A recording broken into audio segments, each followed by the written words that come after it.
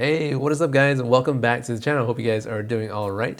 I'm super excited to bring you guys episode 11 of our Firebase 3 real-time chat application tutorial.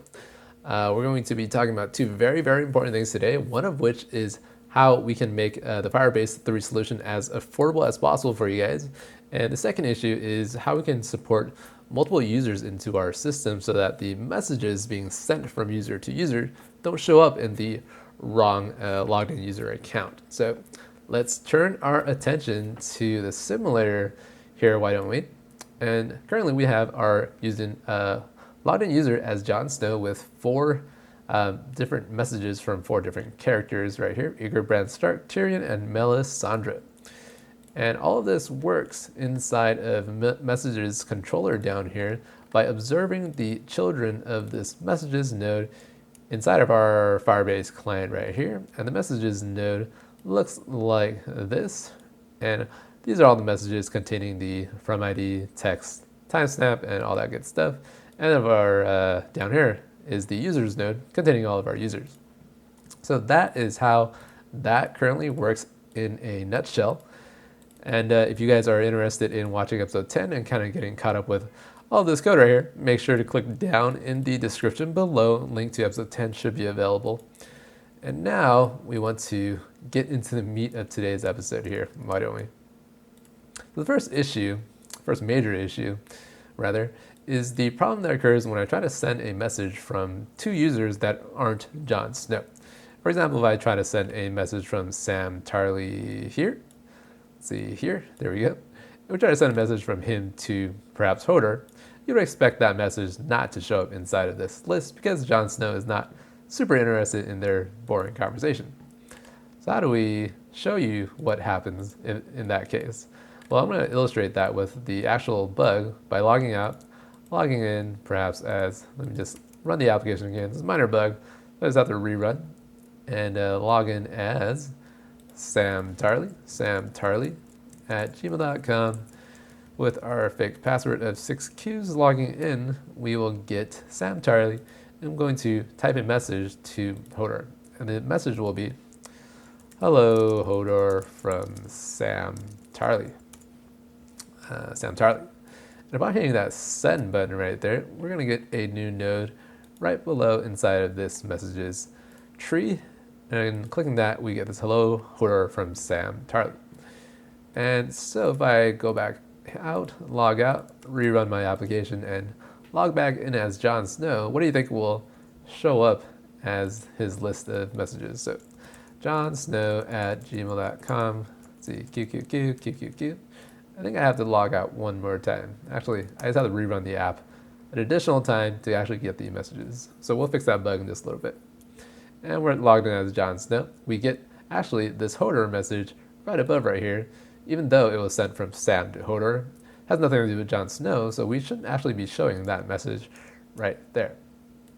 So what is the proper solution to this very common problem that occurs in a non-relational database such as Firebase?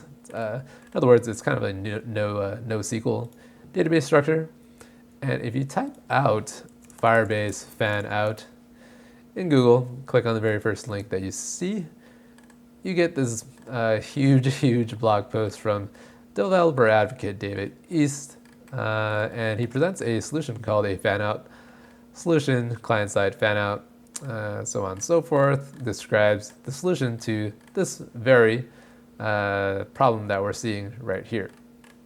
So fanning out kind of works like this. You basically introduce a different node, and then that different node will kind of reference all of these messages in this kind of like this parent node. And instead of monitoring the entire set of messages, we're just going to monitor or observe a subset of this entire messages node. So all that being said, why don't we actually show you the solution so you kind of see how all of this works. Now, I'm going to tell you that the solution might look a little confusing, but it's actually not that hard to follow as soon as you kind of see what's going on. So here's what we are going to do. I'm going to show you a solution inside of chatlog controller. And inside of handle send, every time I hit that send button when I try to send a message, I am going to do an additional saving of some data inside of my database. So instead of child ref dot update child values, I will call this completion block as well. Values will be this values dictionary just like before. Instead of this completion block, we'll hit enter, use an error right there, and this will just be a ref. And if we check the error, if it's not nil, we print out the error like usual and return if something catastrophic happens inside of there. Now we need to save an actual different node inside of our database right here. So I'm going to introduce a new node called user messages by creating this reference here. See, user messages ref perhaps equals, what do we want to do here? Firebase, database reference, and we need child of this new node called user messages in here. And not only do I want to introduce this new node right here, I actually want to use the from ID as well. So I'm going to call child ID or child with this from ID object. Here we go.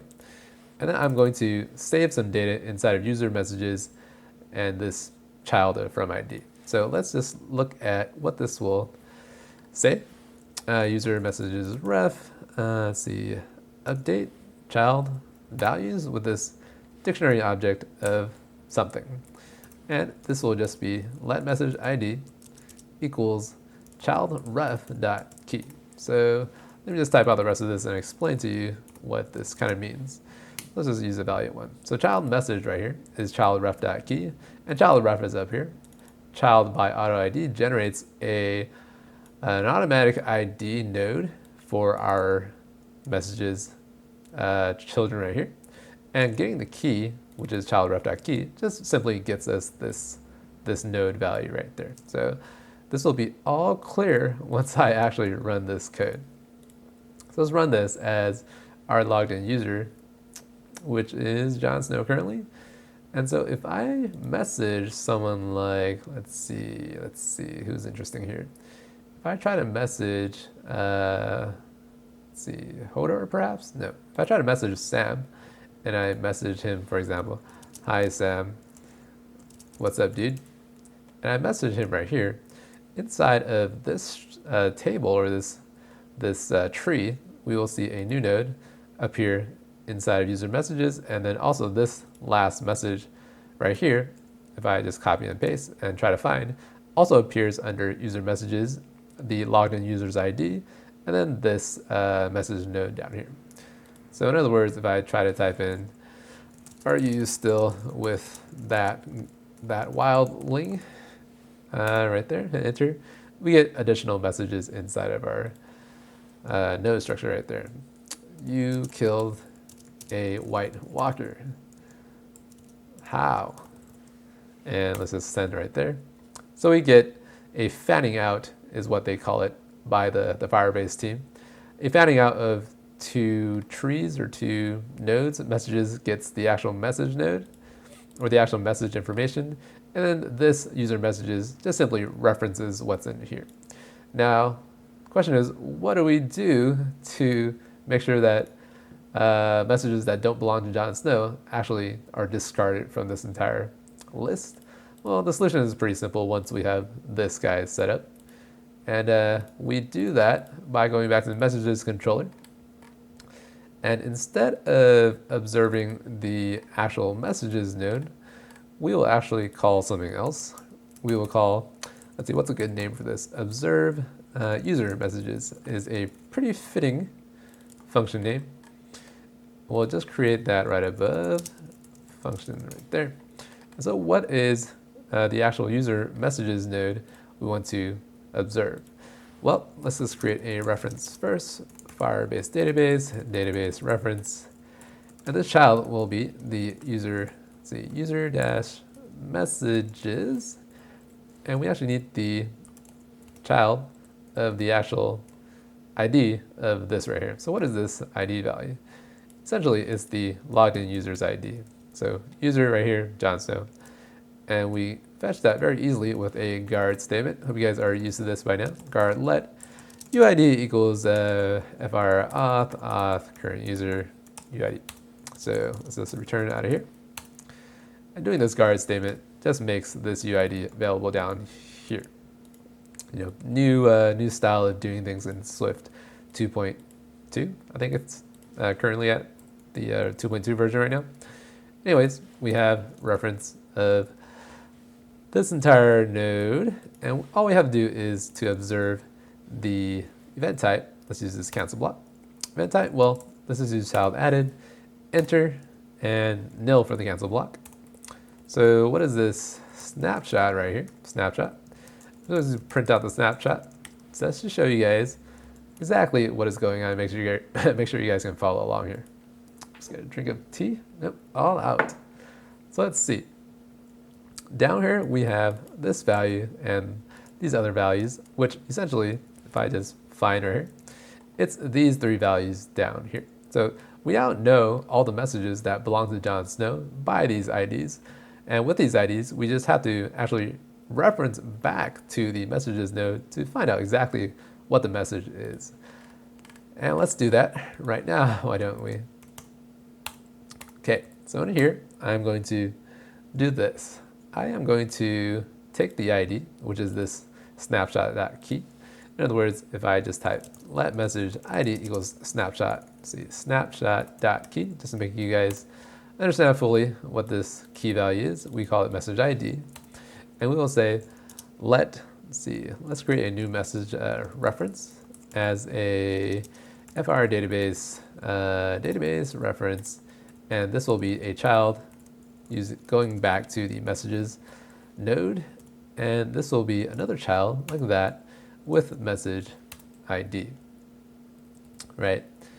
And here we can just say message reference. Perhaps this will be messages reference right here. Makes it a little more consistent with this child string. We can observe a single event type like this. Let's just use the single with cancel block right there. Makes sure my auto completion does fine. So let's just use a value right there because we're only interested in the entire value. And let's hit enter there, cancel block of nil. And if we just hit snapshot here, we just print out snapshot. Make sure you guys can follow along nicely. Let's just run the application now. And we will be able to see the exact message structure for those three relevant user or message IDs of this and this. So that is what we get. Now all we have to do is fill up this table with this information down here. So instead of typing out the code that does all that, why don't we just use what we have already inside of the old observed messages array or the method. And here we're actually getting the dictionary outside of the snapshot value, and we can do the exact same thing up here. So we can get the dictionary value, and let me just do it so I can show you guys that all we need is to copy and paste. So I'm going to remove that comment right there, and I'm going to copy all of this guy, and inside of here we just simply paste, and just works. So nothing too fancy. Essentially, we're just taking the dictionary value and turning it into a message, putting it inside the message dictionary, and then also putting it inside of an array like this. Then we sort it, and so on and so forth. So if we run the application now, we get the messages for this Sam Tarley character, and we actually get it inside of the top row. So if I now message someone else like Ygritte, let's see, what do I know? And let's hit the send button. So let's go back to Firebase, and Ygritte apparently doesn't like Jon Snow to know anything. So we hit the send, and we get this node here, and also this node referencing that node. And if we go back, we already get the Ygritte message showing up on our table because we're observing this node. Let's see, we're observing this node right here, and all of its childs, or children, I guess, being appended into this entire list. So that's how Ygritte is showing up there. In other words, if I try to message Lannister, yo shorty, what up? And we hit send, we get a message for Tyrion Lannister showing up right there. Cool, that's pretty good. Now let's see what else we can do here. Let's go back to chat log controller. I'm going to tell you that we are not actually done with the implementation of the saving of this structure right here. In other words, we also need the, I guess, the other set of information that is also being saved whenever we send a message to a user. And what I mean is the actual recipient of this message, for example, the last message I sent to Tyrion Lannister, he's also interested in this message from Jon Snow. So imagine if he's logged in, he also wants to observe something like this for himself. And we're going to actually have to update another node in here with Tyrion Lannister as this UID node right here. So let's go back to handles, send. And if I make another reference right here, so I'm going to say let recipient user messages ref perhaps equals fr database reference dot child, and we'll also make this user messages like so. And so what is this child now instead of the from ID? Well, it's actually just the to ID right there. So let's type in to ID. And then we will save this message reference with update child values. And then we can actually save the exact same bit right here. And we will be done with that.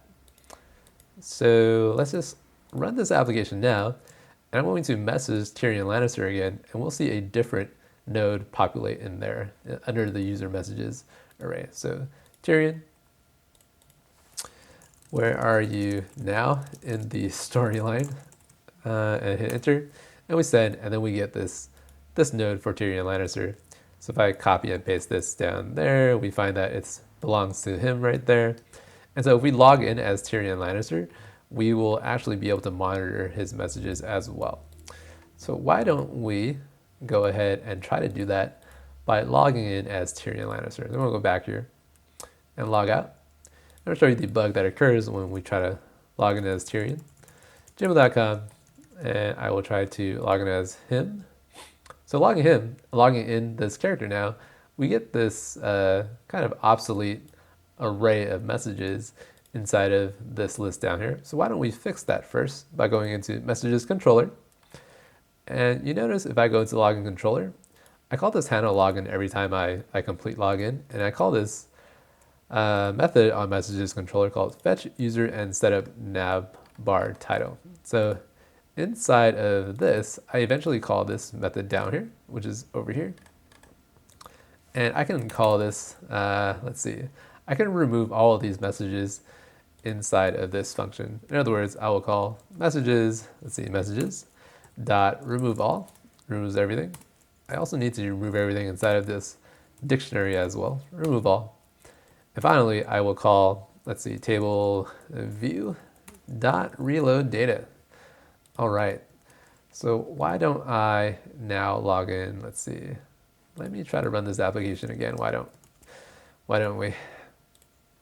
Okay, let's run, and then I will, okay, I'm logged as Tyrion Lannister, and I have this message here. So I'm gonna log out and log back in as Jon Snow at gmail.com. QQQ.